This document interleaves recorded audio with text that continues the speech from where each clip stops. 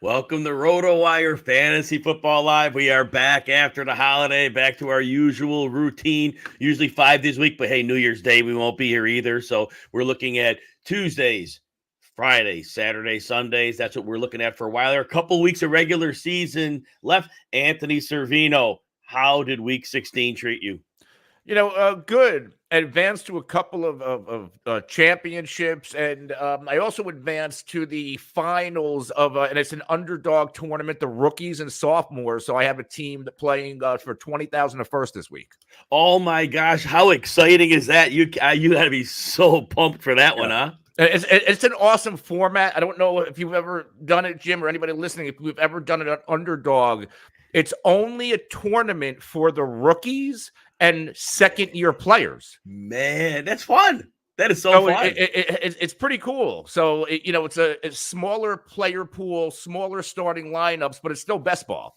Man, so now you have 1 week to go on that, right? Week 17. This upcoming week's the final. Oh my gosh. Oh man, good luck. You got to keep us posted. You'll be back next week. So we'll be starting out this show. You'll be telling us how you did. All right, we're starting out the show, Anthony, with very quick hits on the week winners, the dream crushers, and then we'll go into the big games of the week. So week winner, Amari Cooper. Franchise record, 265 yards, puts up a couple touchdowns, 11 catches. He's Joe Flacco's guy. Quick hit on Amari. Yeah, I mean, Cooper's normally up and down, but it seems like since Joe Flacco has been there, we're seeing an elevated version of Amari Cooper. Oh, it's a beautiful thing. Now, look, sit questions. A lot of people had really good options with what we've seen with Breece Hall. Washington was tough against the run. Teams stack the box. He puts up almost 200 scrimmage yards and 2 touchdowns. A lot of people benched him. Breece Hall did it. I was all in on Breece Hall this week. And a big reason why, and I don't have it in front of me, but I think it's like since week 5 or 6, he's given us at least 10 PPR points in all but one game. That one game was last week against Miami. And he had the dream matchup this week. Washington was a dream matchup for Breece Hall. So he was somebody I believe was a must start. Wow, he ate heavy. What a great game. Now, back to the Browns. So Joe Flacco, look, it's at least 42 pass attempts. It's 44, 45 in most games. He's thrown multiple touchdowns, 3 straight games of 300-plus yards. Yeah, he'll throw a pick or two, whatever. They're playing the Jets this week. Is he somebody we're looking at?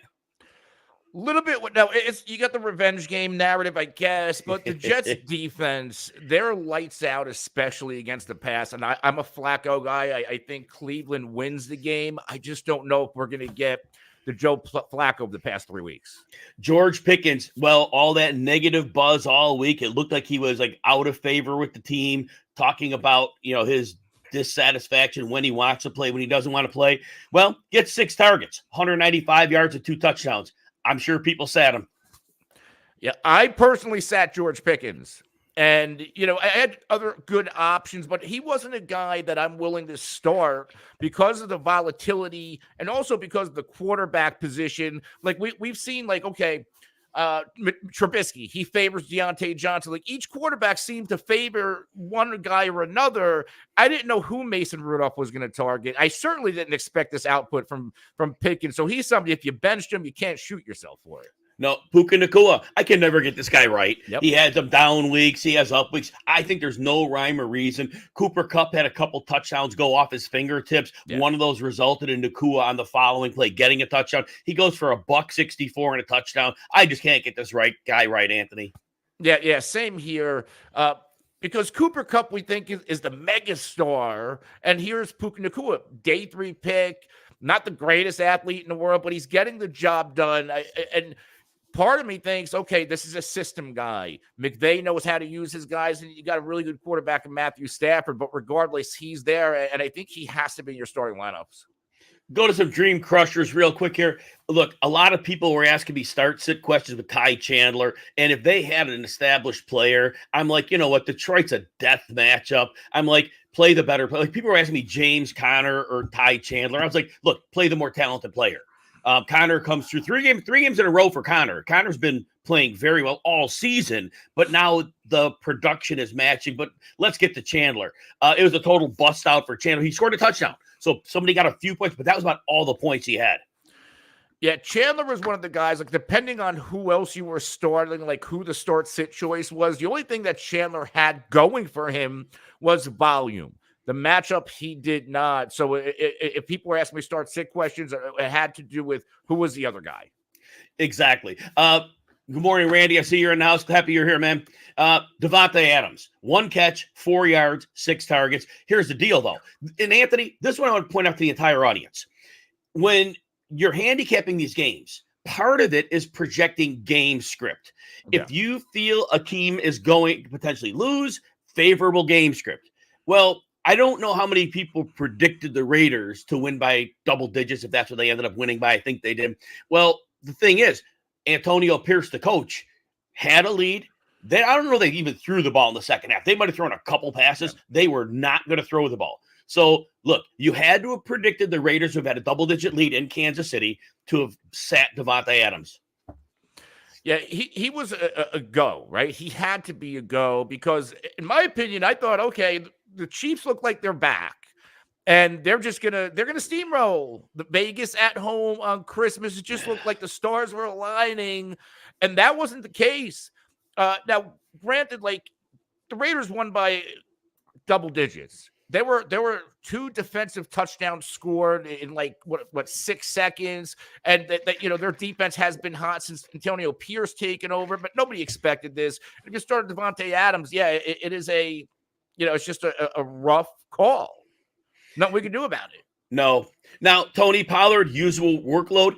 Look, I've been telling people, I know people are saying Miami played nobody. Miami's a good defense. Vic Fangio has talent. Yep. He has talent in the front 7. Even when they lost, and now the name's going to evade me, their best edge rusher. I don't know why the name's evading. They lost their best edge rusher a couple weeks ago to that Achilles injury. But this defense, they can defend the pass. They can defend the run. Tony Pollard ends up with 43 scrimmage yards and 1 catch. Yeah, and Pollard, I think his season was summed up, and you can actually go on social media, and they screenshot the point where it looked like he had a wide open run into the end zone. He gets stopped at the goal line.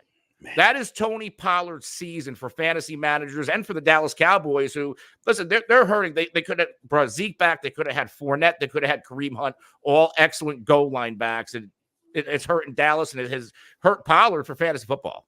Now, probably not much commentary on these players. They got hurt at different points of the game. Cortland Sutton, sorry, he had a concussion, left early, 1 target. Belichick was going to try to take him away, but it wasn't going to be a zip night for him. And DJ Moore dinged an ankle early, came back. I don't think he looked the same. 3 catches for 18 yards and 6 targets. Injuries, can't do anything with that, right, Anthony? Nope, absolutely not. And especially the DJ Moore thing, he had a few targets. But he was mostly a decoy out there. Yeah, that was it. And now after Sam Laporta punches into 3 touchdowns a week ago, look, Amon-Ra St. Brown saw the targets. Laporta saw 3, caught him, 18 yards, call it a day. Yeah, and that's the definition of Laporta, because he goes on these runs. And the 2 games that stick out were against Chicago, where there were smash matchups, and Laporta did 0. Anthony, and I feel like that's the definition of Laporta. Anthony, Laporta, I believe, is a very good player. I believe the system with Brian Johnson, I believe Goff having to use the middle of the field because I don't believe he can live on the edges. Is Sam Laporta a special player, or is he a good player in a special situation, or some mixture of both? Maybe a mixture of both. I do think he's a very good tight end, but as we know from, trying to dissect these prospects, he was probably number 3. Behind Mayer and behind Kincaid, but Laporta seems to be right now, you can make the case he's the best of the class. And then Devon Achane, look, last 3 games, he really hasn't gotten it done. We had those huge games earlier. This game, 7 for 24 on the ground, caught a 7-yard pass on 3 targets. He's had games with a lot more targets. What do we think of Devon? I mean, there's only 1 week left, but Devon Achane. I don't know who Miami plays this week. I think Baltimore. I don't know if I'm using Achane with how Baltimore's defense showed up against. Now, McCaffrey had a solid game, but that defense is coming to play. So, there's one guy in Miami. If it's a crucial must-win game, it's probably Mostert getting those crucial inside the 5 touches. So we're going to be dependent on Achane for those big plays again. Last 2, the Bills. I told people going into this game, Stephon Diggs, you can't count on him more than a wide receiver 3. I know when you're presenting your lineup, you're not saying this is my 1, 2, and 3, but production-wise, you are hoping for wide receiver 3 because he has been under 9, I believe, PPR points. Now is it 5 of 6 games, 4 or 5? It's right in that range. 5 for 29. He got some late garbage catches to get him to that. Still only 7.9 PPR points. And then let's lump in Dalton Kincaid. The yardage is going down, down, down. The last 2 weeks, aggregate, 1 catch, 7 yards over the last 2 games. Diggs and Kincaid. And the pass attempts from Josh Allen's 15. I think it's like 15 to 21 in the last 2 games, too. Yeah, and it seems like when the Bills are getting to a lead now, they're not putting Josh Allen in those situations where he could throw the ball and throw the game away because he's been a little bit more turnover prone, and they're relying on their running game. And they activated Leonard Fournette, which means, hey, on these short yardage situations, we want to keep Josh Allen healthy. Let's get these big backs to football behind Cook, which is Murray and Fournette. We're seeing a different identity of the Buffalo Bills. Now, when it comes to Stephon Diggs, I don't know how this guy hasn't imploded yet. In my opinion, he's out of Buffalo this offseason. There's something going on. He's not even on the field for crucial passing situations. Yeah, so troubling. I don't know how we use him and trust him in fantasy. Nope. And that wide receiver 3, I told you to trust him as last week. Like that was not really trust, but use him. And now it's a flex. Not really, it's a flex now. Yeah. Because if you're looking at single-digit PPR points, not much else to say here. They're playing New England this week. Now, who knows what happens in that game, divisional matchup. But if Buffalo gets a lead in this game, like you said, they're going to pound the rock. And so he's a flex. That's what he is. Maybe you get the scene where it goes into a crazy shootout because these divisional games, you never know, but you're taking a risk. All right, to the game. But before that, if you're enjoying the show, please consider hitting the like and subscribe button if you're on RotoWire YouTube. Also, if you want a free look at RotoWire, no credit card needed, go to rotowire.com/Jim. Set you up with a couple of days of free access, see what we're all about. Hopefully you like it and you join the team. Anthony, so when we're doing those weekly articles, when we do, the gambling articles on the RotoWire gambling, Anthony, I got 9 straight best bets hit now. I called the Dolphins under 26.5 this week. That's an amazing run you're on. Yeah. It's hard to hit 1 week on a best bet because it's still betting. It's hard. You're on a 9-week run. So you got to keep hammering your plays until the wheels fall off. Some week it's an individual team total. This week is Miami under 26.5. Some weeks it's the game. I pick the spread. Yeah. Some weeks it's the team, the game total. It's just when I'm writing this one game up, just a laser focus, and I focus on all the games, but when you're writing an article on it, it's like your focus even becomes more crystallized, and it's just that one little element you find. Now, going into that 9-game streak, I was 3-4, so now we're 12-4 on the season, so been really excited about that. And actually, the preseason ones I wrote with the team totals, that I'll give that total after next week, but it's looking like I'm going to go way over 500 on those. So real excited about this. Amazing. Gambling at RotoWire. Hopefully you guys are reading those weekly articles, but let's go. All right, Anthony, let's get to the meat of the show here.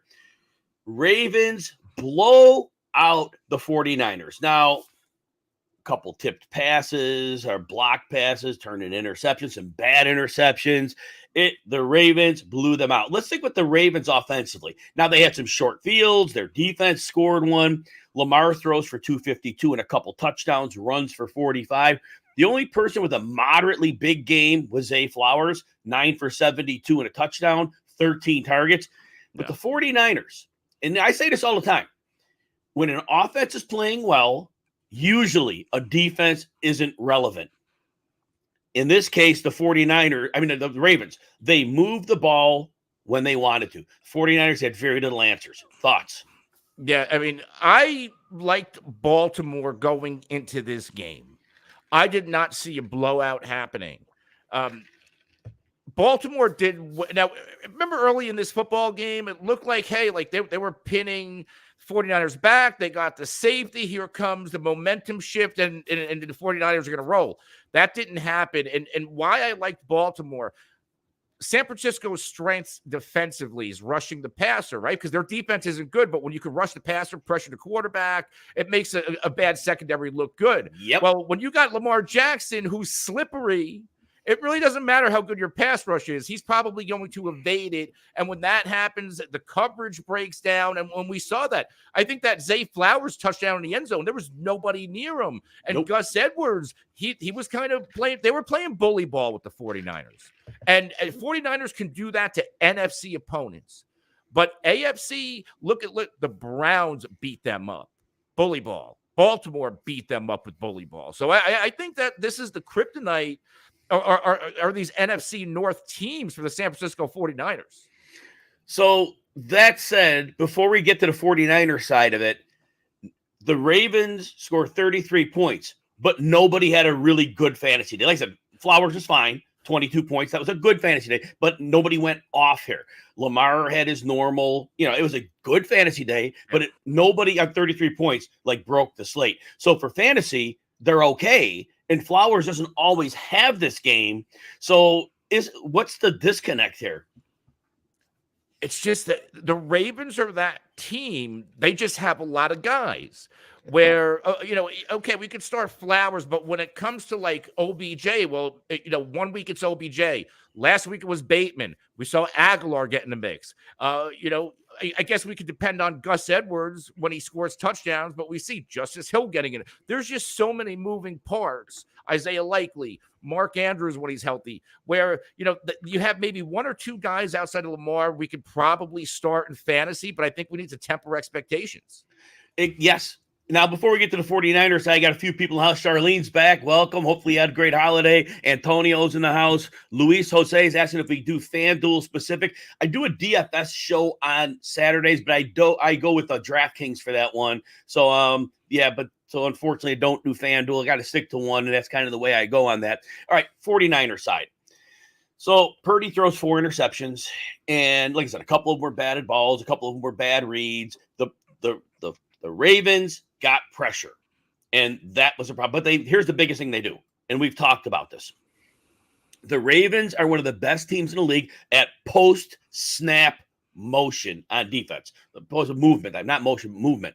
They don't show you their look until the snap, and that's a problem for Purdy. It was potentially a problem. Now, with the moving parts like that, that's where Purdy's lack of experience comes into play. And it was very evident he wasn't seeing things clearly. And then the pressure was creating a problem.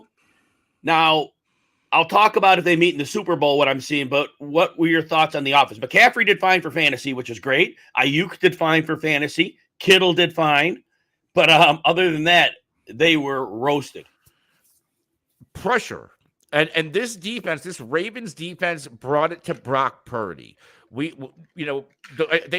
said it on the broadcast. The last time a 49ers quarterback threw 3 or 4 picks, I believe, was Colin Kaepernick. Yes. So it's been a long time. And Brock Purdy got beat up. They say per Schefter, he suffered his second stinger in a row. I think this guy might be, he'll probably play this week, but we're starting to see him break down a little bit, which does not bode well for January and February football. And Trent Williams with another injury. My opinion, he's the bigger problem. If you can lose Purdy, and I think you can insert Sam Darnold, you might not skip a beat. If you lose Trent Williams, because this offensive line has lost a lot of pieces through the years, he's the glue. You lose Trent Williams, you could probably kiss any Super Bowl hopes goodbye. And I'll put that. I don't think that's a hot take. Now, the 49ers, they get, I believe, Washington, and then they play the Rams. And typically, other than that Super Bowl, the NFC Championship game, usually Shanahan has McVay's number, usually. If they win these 2 games and they get a bye, Trent Williams would have time to heal up. And I don't know if the Rams can exploit that. So that might be helpful. But here's what I want to point out. If this was a Super Bowl preview, I think the Ravens may have showed too much of their hand. There are no more defensive tricks in the bag. If Kyle Shanahan has 2 weeks to game plan for them and there's a Super Bowl, he is going to have a lot of answers very quickly. And I don't know what else Mike McDonald can do, because I really think they threw the kitchen sink out here. Thoughts? I think it comes down to the toughness of the Baltimore Ravens and how their defense plays. Yeah, sure. They showed a lot of their hands, But can the 49ers match up with them? Because the 49ers, they play physical, but they're really a finesse, big play football team. And we saw that with those few plays early to George Kittle. But once those adjustments were made, it was like the game went on, the Ravens got stronger. And I think that's where they bring it. And they also control the tempo, right? Like you can keep the 49ers offense off the field with Lamar Jackson being able to convert those third downs and Gus Edwards, because they run the short yardage play really well. So you're picking up more first downs and keeping that offense on the field.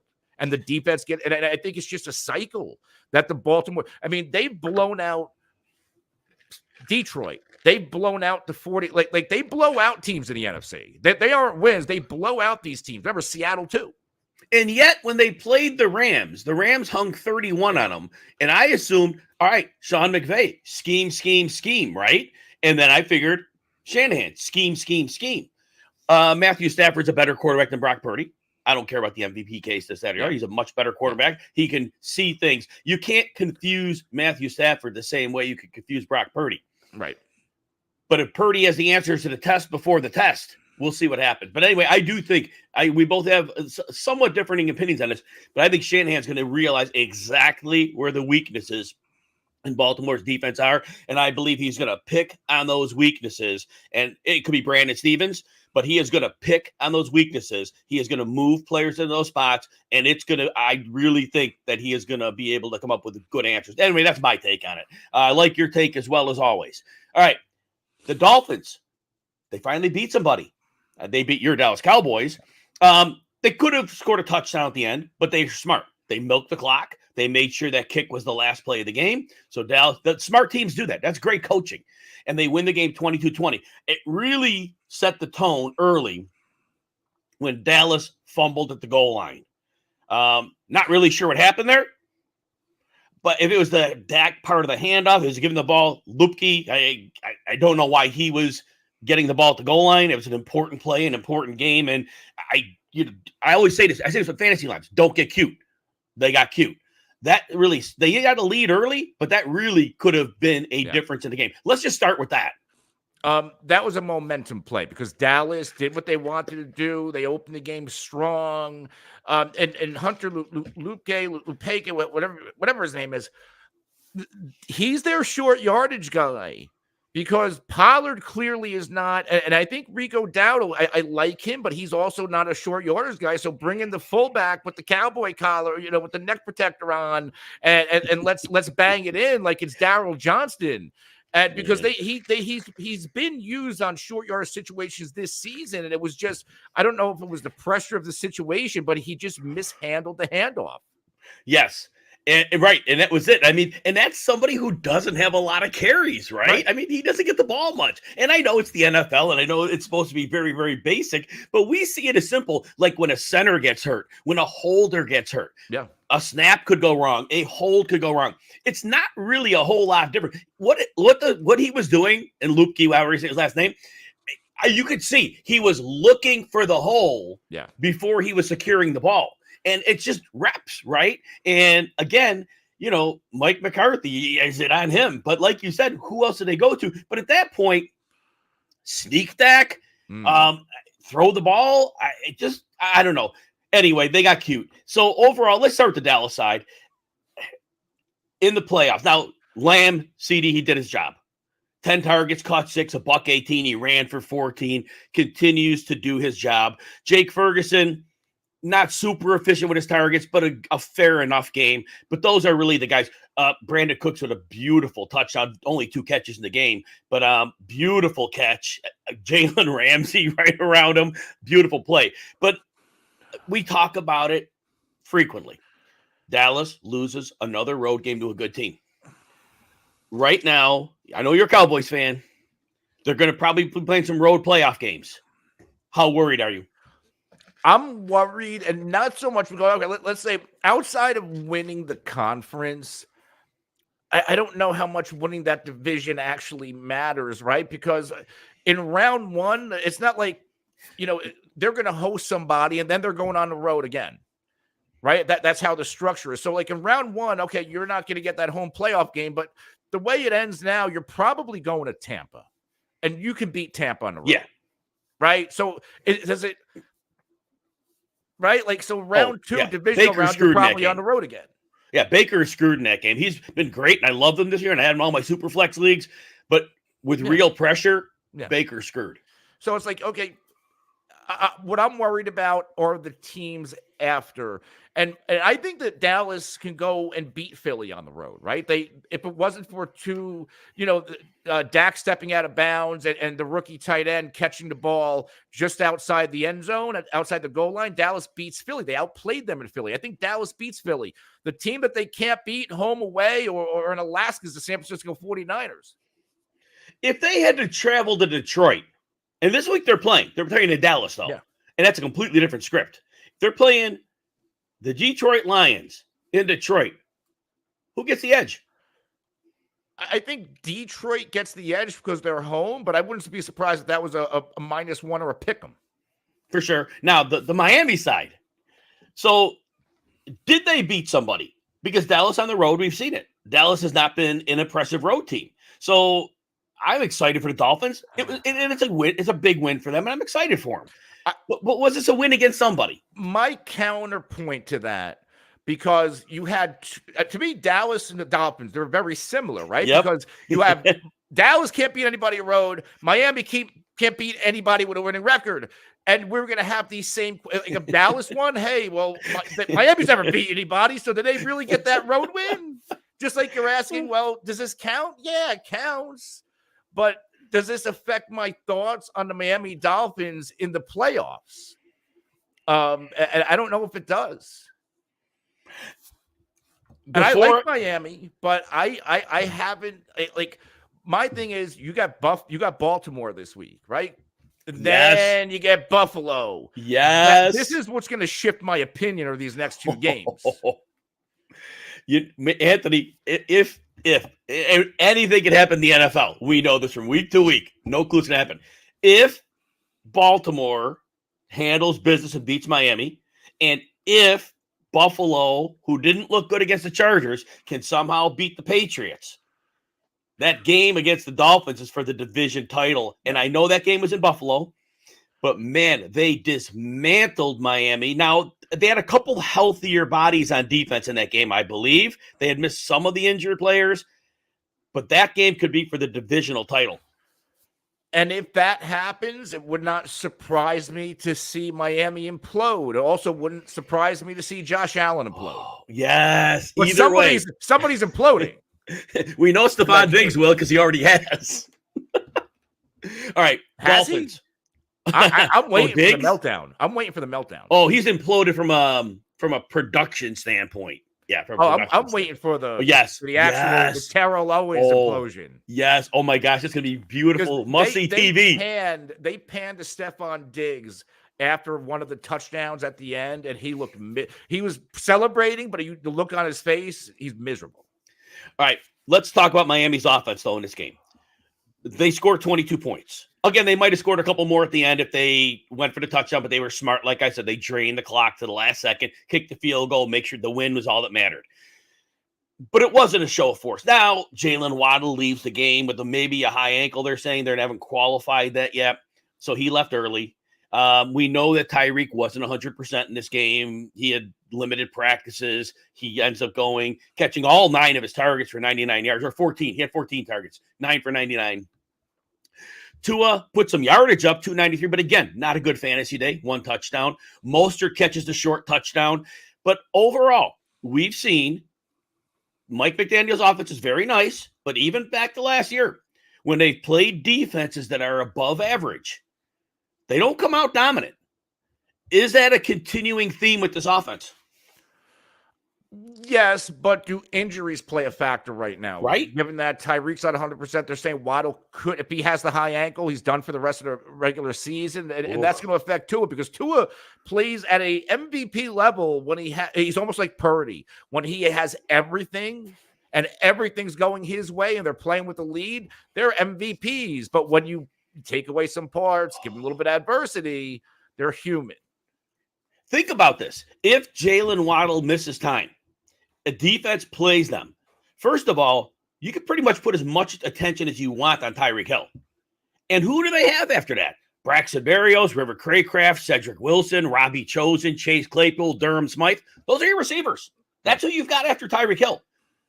Defensive let any of them beat you. And the running game, like I said, Mostert missed a little time in that game. He came back, was fine enough. And we did point out going into this game that Dallas got gouged by Buffalo with a downhill running attack.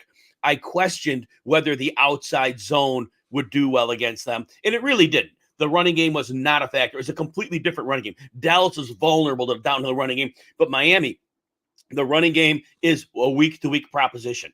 They earlier in the season when they had great matchups, they went off. Other matchups, they're good, but they haven't. That offensive line is a real problem. Yeah, the fact that both of these teams, like, they just remind me so much of each other. I'm not surprised that it was a low-scoring game like that. So, yeah, Miami going forward, I think they need to figure out a clear-cut identity for the playoffs. Yes. A couple comments before we get to the Lions-Vikings game. So Charlene points out, this is important for fantasy players, right? So wherever Charlene had the 1, 2, 3, and 4 seed, all those teams lost. Her 5 and 6 seeds, they advanced. Mm-hmm. So, and that is the nature of fantasy football. You, as a fantasy manager, a good fantasy manager, he can make the playoffs. Once the playoffs hit, that's why in the beginning of these shows, when we get close to playoff season, I do the beginning of the show. I go through the dream crushers and I go through the week winners. And if you notice, a lot of those players weren't predicted to have those games. Yeah. One way or the other. It becomes a big luck factor. And here's the thing. It's so important to get a bye because it lessens your risk of missing the landmine or, having the week, either side, being on either side of fate. The fewer games you play, the better. But it is a major luck fest in fantasy playoffs. Yep. Anthony? Yeah, I completely agree. I had some of my best number 1 seeds eliminated. And some of my 6 seeds are in a championship. Go ahead. No, that's just, I had the bye week when all of Buffalo and everybody goes off, James Cook on a bye, and then coming back, it's just like you're pulling your hair out. Like, how it makes sense for this for me, and it doesn't make sense. It's like the NFL. The teams that have good schedules, good injury luck, and play above expectation, they go way further than we thought, and they sail through. But just like in fantasy, look, I mean, I always thought about that belt I got over my shoulder from the Kings Classic. Look, I'll tell you about that season. Injury luck worked out well. Yeah. I hit on 3 players that other people were out on. Yeah. They stayed healthy enough. But that season, the reason I love that belt is because that was your best record, highest points, and I made it through the playoffs. But I had a bye week. If I didn't have that bye week, I would have been knocked out. And so there's luck. I had a great team. But if I didn't have injury luck go my way, it doesn't happen. So there are so many variables. You just, like I said, make the playoffs and you hope for that fate smiles on you. Right, Anthony? Absolutely. All right. Steven points out that Shanahan got out-coached. Yeah, he got out-coached here for sure. For sure he did. He didn't have answers. I think, though, it may have been just as much Brock Purdy's inexperience. Like I said, the post-snap movement for an inexperienced quarterback. What does he have? Does he have 12 to 14 career starts at this point? Is it no more than that? He has about 20, right? About 20 career starts, maybe 20 career starts. And he's played a lot of defenses that don't have that versatility the Ravens have. So Shanahan did get out-coached. Great point. But this was a big learning experience for Brock Purdy. Any final words on that? No, I agree that, you can only play who you play on the schedule. But I just had a feeling about this Baltimore Ravens game. Like, this was good. And maybe it's a good loss, right? Like, I know no losses are ever good, but this 49ers team, we see it all the time. George Kittle's always laughing, looking to the camera, making funny. Like it's like, oh, we're just going to steamroll you and move on. They got their asses kicked. They did. It's better that it happens now than in the playoffs. I think they needed to kind of refocus. 100%. And then Randy points out he read last week that Gabe Davis's boom games may be tied to certain defensive zone coverages. You know what? I don't agree with it. They may cherry pick a couple of games where it worked out. The dude has 5 goose eggs this season. And the league look, the league zone and man rate, there are 3 teams that play man coverage at the 40% rate. That's Dallas, that's Cleveland, and that's New England. The other teams, they're all in the 20 to 33 to 35% range. They're all very closely bunched. So most teams are playing zone most of the time. You see very little man except for really those 3 teams. So I think whoever published that, I think they're cherry picking some games. Anthony, any thoughts? Gabe Davis, if you look at his pop games, it's matchup driven. Jacksonville week 5, where he puts up 22. They're 25th against wide receivers in fantasy. They popped against Philly. He popped against the Chargers. He popped against Tampa. You can call it anyway. It's matchup driven. Bad secondary. The bad secondary. The only good secondary he exploited was Vegas, but that was in week 2 when they were still figuring things out. That's a very good defense now with a very different defense now. But yeah, he pops it into weaker matchups. And I think, fantasy football doesn't have to be hard. It's to me, it's that simple. Yeah, no doubt about it. But whoever was posting the, like the zone man thing, it's a zone league right now. It is a zone league. Yeah. And that's just the way it is right now. Like I said, those 3 teams, though. And even those 3 teams, like I said, it's not even 50% man. It's not even half. It's less than half. But great. I'm glad you brought that up, Randy. And then Charlene, Braxton Berrios not being used anymore. Early in the season, he was used a bit. But he is in a vacuum. He's a very useful player if used right on NFL teams. But right now, they've gone completely away from him. All right, Anthony. Lions, Vikings. So, look, Jared Goff on the road, but in a dome, which was nice. I was worried about him because Brian Flores has played him a couple times before. And Brian Flores is one to send a lot of pressure at Goff, and Goff implodes. Goff completes 50% of his passes. It wasn't a lights-out performance. 257, he throws 1 touchdown. Monty and Gibbs do a lot of the heavy lifting. They put 32 rush attempts on the day. So, they threw 40 times, but they also ran quite a bit. And 9 of Goff's passes went to the running backs, and he leaned on Amon-Ra St. Brown, and that was there, which was great against the blitz-happy team that we know as, the Vikings. Yeah. But overall, the Lions, it is a big win for them. It is very big to pull out this win on the road. Thoughts on the Lions? They kind of in Jekyll and Hyde the past few weeks. Good win on the road, but they still beat Nick Mullins. Right? Let's call it what it is. They still beat Nick Mullins. And Goff, normally when a quarterback throws it 40 times, he's giving you like at least 20 fantasy points. He gave you right around 16. So I would say he's still a little bit Jekyll and Hyde, home and away splits. And what's carrying the Lions right now is this running game. Anthony, it's funny. And people were asking me to sit questions about Goff. And I go, he is on the road. And he did have a couple good games against like Tampa and I think the Chargers. But I go, he got a floor of about 16 points here. So if you like the floor, and that's right where he ended up at 16. Yep. So, but I did worry about the potential of there not being a ceiling game here. All that said, we talked about Laporta earlier. Amon-Ra St. Brown does what he does, 12 of 14 targets, just, and they use him, super reliable. The running backs, they both, the volume was better than usual for both of them. And so Gibbs scores twice, Monty scores once, but, Gibbs has a couple more catches. Gibbs right now, with him seeing a good amount of red zone work, I think he's a slightly better fantasy option than Montgomery. Montgomery has the floor. Like every week, you're getting like 11 to 16 points out of him, and it's been very, very solid. And Gibbs, a little more volatile, but we were seeing more of the upside games lately. Any thoughts on the running backs? I was out on Montgomery this week, and the reason why I was out, and he still only gave you 14.9, but I was out because I'm worried about his red zone usage.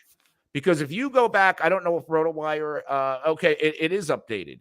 He had 4 carries inside the red zone this past week, including 3 inside the 5. If you go back to the previous 4 games, he had 1 red zone carry inside the 5. And I think that extremely limits his ceiling. Yeah, he does score this week. He's getting the volume, but he hasn't been going off. So, fewer than 17 PPR points in each of the past 4 games. And this past week at 14.9, that was his most since week 11. Isn't it? If you're looking at the numbers, isn't he exactly between 10 and 15 in the last 5 games? Yep. So that makes him a solid RB2. Yeah. Earlier in the season, he was an RB1 before Gibbs came on. But yeah, so double-digit fantasy points are rare to come by on a weekly basis. So there's that. But I agree with everything you said. But if you're looking for those ceiling, no ceiling. There's no ceiling. There's no ceiling right now. He's not playing the Chargers in that 75-yard run. That's probably not happening again. That was funny when he ran that. Yeah. But anyway, all that said, the Vikings side of the ball. People were asking me about Nick Mullins and start-sit questions, and I said this.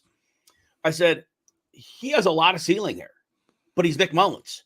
In any game, he could turn into Nick Mullins. And for the NFL, he did turn into Nick Mullins. It was horrible. It was 4 interceptions. But if you started him in fantasy, he goes for 411 yards and 2 touchdowns. And out of 4 picks, certainly, depending what your league scoring is, that was tough. But it was a useful fantasy day, despite the 4 interceptions. And I don't know how that, navigated his total. And if it's 2 points minus, that hurt a lot. But he's Nick Mullins. And that's the problem. If you used him, you probably got enough points on him to say, okay. But there's a world where a quarterback like that gets pulled. And there's a world where if it isn't a shootout, which in the first half early, it didn't look like it. And then it really went off the rails late. But it's really hard to trust these kind of quarterbacks in fantasy, although he did come through, Anthony. It is and I think guys like Mullins, guys like Dobbs, how good everybody loved Dobbs, and Dobbs came back down to earth, and now we see it from Mullins. They have the weapon. There's a reason why they're not NFL starters. I think that's the easiest way to put it, especially Dobbs, who's been around. He would be starting for Pittsburgh if he was an NFL starter. The team who drafted him and can't find a quarterback, he would be there. They would never let him go. Now, Justin Jefferson, obviously, no need to talk about him. He gets it done. Jordan Addison, 4 targets, injures his ankle. First report that comes out week to week, probably sounds like a high ankle. Brian Flores comes out and says he's hoping to have him Sunday. So whatever that means, coach speak, reality, we have no idea. TJ Hawkinson takes a shot to the knee with the helmet. This one, the MRI is supposed to be done yesterday. I haven't, as of right now, heard the report, and I'm sorry I didn't check the wire right before I got on the show, but as of my time, 10 a.m., I didn't see anything. But it looks like Hawkinson is probably going to be out for at least the regular season. So all that said now, my guess is, he's missing this week. So you're not going to have TJ Hawkinson this week. If the knee injury was what they expected, you're not getting him this week. But it could be more. You'll find out soon. But if this offense goes in without Addison and Hawkinson, what do we have left? I mean, we have Justin Jefferson still, but we got, Ty Chandler, Alexander Madison, not a whole lot left, and Nick Mullins. KJ Osborne. And right. If you're a Vikings fan thinking you can sneak into the playoffs, you need one of Addison or Hawkinson in this lineup to probably get there. They're the 8th seed. And there's only 3 playoff spots left: Buccaneers, Rams, Seattle. So, and you would figure Bucs have to be one because somebody's going to win that division. Yes. So that means there's really 2 playoff spots open. And the Vikings, they need as much firepower as they can to support Nick Mullins, who, like you said, he threw 4 interceptions this week, and that's with everybody or mostly everybody to start the game. And it was against a really soft Lions pass defense. Yeah. That very, very troubling. So before we get to the playoffs race, Charlie asks a very relevant question here. She asks, what's going on with the Chiefs? And Anthony, you're going to answer this in a moment. Look, I don't think Andy Reid has brought his A game this year. Obviously, we know the ancillary receivers other than Rashee Rice, Kelsey to a degree. The other players have not supported their quarterback. But at this point now, pressure's getting on Mahomes. I think the offense lacks confidence. I think Andy Reid has not been good at finding mismatches and hammering them over and over. Now, maybe he doesn't trust his players either, but it's been a collection of things. And I know these number people kept citing EPA, the Chiefs are a top 5 offense. Look, I watch every snap of every game. You can call them what you want. You can call them a top. They're not a good offense. This is a very middling offense. You can't trust them from drive to drive, from down to down. Travis Kelsey, whether it's the injury, whether it's age, whether it's a combination of both, whether it's defenses ganging up on him because they're not scared of anybody else, it ain't working. Anthony, what's going on with the Chiefs? I'm officially in panic mode. I was on the bandwagon that I thought they were turning it on. it looks like the wheels are coming off. Right? They were embarrassed on national TV at home by a team that hasn't beaten them God knows when. The offense looks out of touch. And this is with Rashee Rice looking good. Is it focus? It almost seems like there's a lack of focus, right? Wasn't there a mismanaged handoff between Pacheco and Mahomes? I don't know whose fault it was, but I remember that turning into points. It just seems like somebody's not focused. A lot of people aren't focused. I remember last year, and it was after or right around the Super Bowl, or after they won it, and it was like, hey, no, everybody was picking the Bills. We were the underdogs. I think maybe they were a little bit too confident going into this season. You know, we've seen, and Randy points out the Chiefs are running most things in 5 to 10 yards. Yes, they do. And we've seen over the year, Patrick Mahomes, when he had to have big plays, and he did get the ball downfield, and it hit the receivers in their hands. This is a lot of occurrences. This isn't just 2 or 3. This is 6, 7, 8 times it happened. At some point as a quarterback, if you don't have trust in your receivers, and he put the ball in their hands in the worst possible scenarios against defenses that were loading up for it, I'm not really blaming Mahomes here. Mahomes is holding the ball. Yeah, because he is looking for a window, and a window he can stuff the ball into where his receiver can actually catch the ball, because he has no confidence in them. He knows the pressure's coming. There's no relief. It's a terrible cycle for him right now. And the Chiefs are going to really have to revamp their receiver room. And I don't know how they do that in the offseason. There's not much coming out in free agency. Very, very little. I doubt T. Higgins gets loose, but they're going to have to figure out something. Anthony? What's the difference between last year's Chiefs and this year's Chiefs? Because both had no Tyreek Hill. They lost an offensive lineman. I'm escaping the name. I think that was a significant loss. I think it was their left tackle or right tackle. It was. They lost both. Loss. They lost both tackles. Yeah. Well, the right tackle sucked. Wiley was the right tackle. Left tackle, I'm sorry, I can't remember. Orlando Brown? Yeah, Orlando Brown. And I think they brought some guy over from Jacksonville. So Donovan Smith came over. Donovan Smith was the left tackle, and he was out the last 2 games. I get Juju. Like, Juju he's not a great receiver, but if you give him the right quarterback, he's at least solid, and he was a hell of a lot more reliable than MVS. So I think losing Juju was actually kind of big. It was. As crazy as that sounds, right? He was at least reliable. The Raiders let Jacoby Myers walk, and he ends up thriving in Vegas. Now, obviously, the passing game imploded. And then we have, and I'm sorry, who the player we were just talking about here? Juju. Juju did well in Kansas City. He goes to New England, and he's done absolutely nothing. It just very, very crazy. Randy points out that the Chiefs are better with DeMarcus Robinson right now. What I'll point out, I'll point out with Robinson is this, and I've been telling people for weeks, it's not DeMarcus Robinson, it's Sean McVay. Sean McVay has made Puka Nacua a star. Look, if Puka Nacua was on 31 other teams, he would have had 200 yards this season. That's all. He would have 200 yards. He was a third day pick. That he would have 200 yards. Instead, Superman. And it made me question, what would Cooper Kupp have been if he didn't have Sean McVay? He would have been a good player for sure, but he would not have been this player. And I'm not saying he's Hall of Famer, but with Hall of Fame type numbers over a few seasons, that wouldn't have happened. And I pointed out with people starting Robinson, I go, look, if McVay wants to get him the ball, he's going to be schemed open, and Matthew Stafford's going to get it to him. So until it isn't working, keep starting DeMarcus Robinson. Yeah. So DeMarcus Robinson is what he's been his whole career, but Sean McVay is a different cat. Yeah, and I think if you look at are the Rams a dangerous playoff team?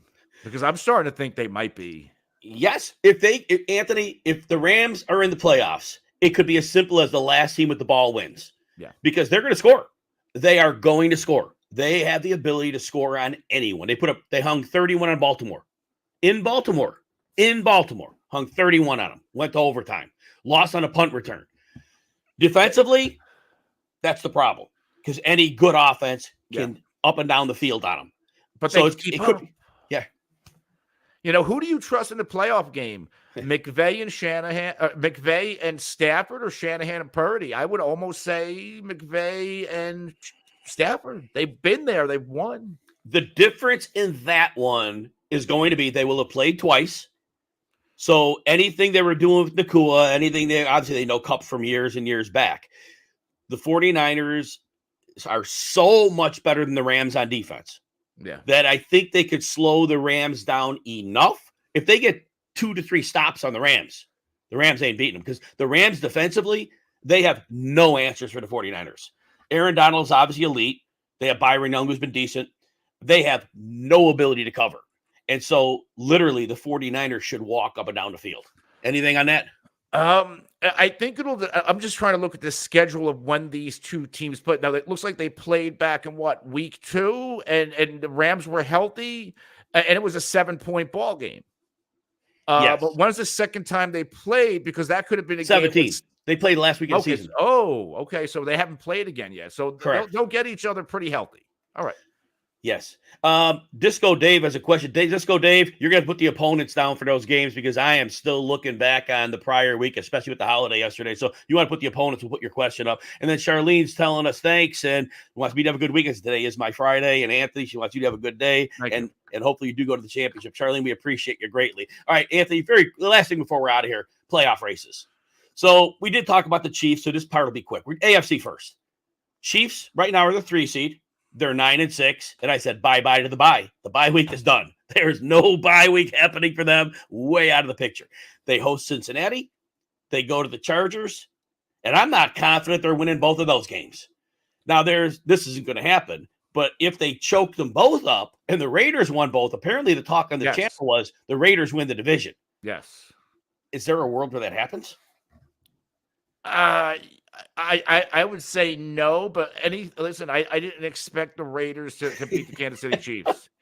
And how they beat them and the ways they're winning without Josh Jacobs in the game, Zamir White. I guess we're starting to see why there was so much offseason hype in 2 years. Because he was a good running back. And I could guarantee you right now, Josh Jacobs, they are not doing a second tag on him, and they're not paying him a contract because it come off that career year. He looked like a player coming off a career year. Yeah. And B, obviously Zamir White showed enough. Any dispute with that? Absolutely not. We're going to see quite a few, in my opinion, guys like Jacobs, possibly Derrick Henry and Austin Eckler looking for new teams. Yes. And then Randy, right back to you. Hopefully you had a Merry Christmas as well. All right.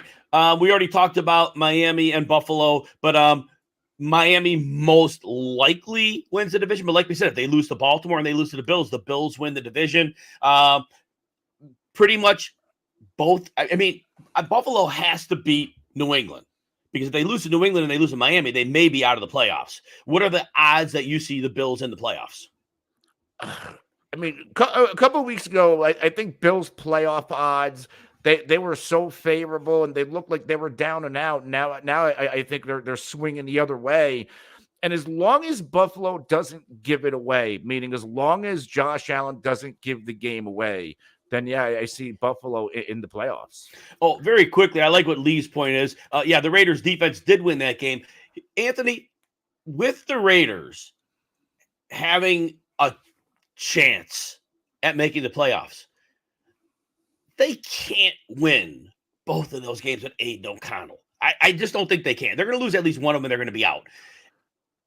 Would they be in better shape if Jimmy Garoppolo was their quarterback? If they wanted to make the playoffs, and they could, would they be better off with Jimmy Garoppolo? I don't know, because when Garoppolo and you want to blame Josh McDaniels, fine, but like I remember that last time we saw Jimmy and Devontae Adams was not happy. I mean, he missed Devontae Adams a ton. I just don't know who Jimmy Garoppolo is without Kyle Shanahan. Yes, there's no doubt. Yes. All right. Last thing in the AFC, the tie at the top of the South. The Disco Dave, we'll get your question at the end. We're going to go through the playoff scenarios, get your question, and we'll sail out. So all three teams are tied. The Jaguars, the Colts, the Texans. Now, the only divisional game between two teams, it's going to be the Colts playing Houston. That's in week 18. It's at Indianapolis. So they're one of those teams going to lose, have one loss. Here, start with the Jaguars. They host Carolina, and then they go to Tennessee, who have been dangerous at home for the most part. how do the Jags come out of this? Trevor Lawrence might have a shoulder thing. We don't know the severity. Do they beat Carolina and do they lose to Tennessee? How do you see it? Is Trevor Lawrence playing? Because if Trevor Lawrence isn't playing, and I get Trevor has not looked the greatest, but he's better than CJ Beathard. Carolina is, they're a little bit of a gritty team. What's going to happen? They're going to have to get Travis Etienne going like they had him going in the middle of the season. You can do that against Carolina. And that Tennessee game is going to be like realistically, if Jacksonville did what they should have done, this division should not be close. Nope. It should not be close at all. And I don't know if it is Lawrence regressing, but Lawrence has been hurt a lot this year. Whether he's missed games or not, I don't know if he's just trying to tough it out. Something's not right with Jacksonville. I know protection hasn't been great, but still, like they've lost way too many games. I think about 4 in a row now. They should win it, but I don't know how much trust they have in them. And I'm a Jaguars guy. Like I love this team, but something's off here. Oh no! All right, so I guess the company wants us out by the top of the hour because everybody else is doing a show. So Colts play the Raiders and the Texans, and then the Texans play home against Tennessee, and then they play at Indy. So who wins the division? Just pick one. Who wins this division? Jags, Colts, or Texans? I'm gonna stick with the Jags. And there you have it. Anthony Cervino, we have one question, then let's get out of here. Disco Dave wants to know this week, Chase McLaughlin. I'm missing his first name. I don't know why I'm missing his Jaleel McLaughlin. I saw, and then, all right, against the Chargers. And then Chase Brown against the Chiefs. Which one do you use this week? I will go with the guy against the Chargers. Just a softer defense, more beat up. All right. Tell everybody where they can find you and your work, Anthony. Find me at The Real NFL Guru, my podcast at the Face Off Sports Network, and my day job here at RotoWire Gambling Group. All right, everybody. For Anthony Cervino, I'm Jim Coventry. Back on Friday and Saturday, 11 a.m. Eastern. Everybody, hopefully you had a great holiday, and we will talk to everyone soon. Have a great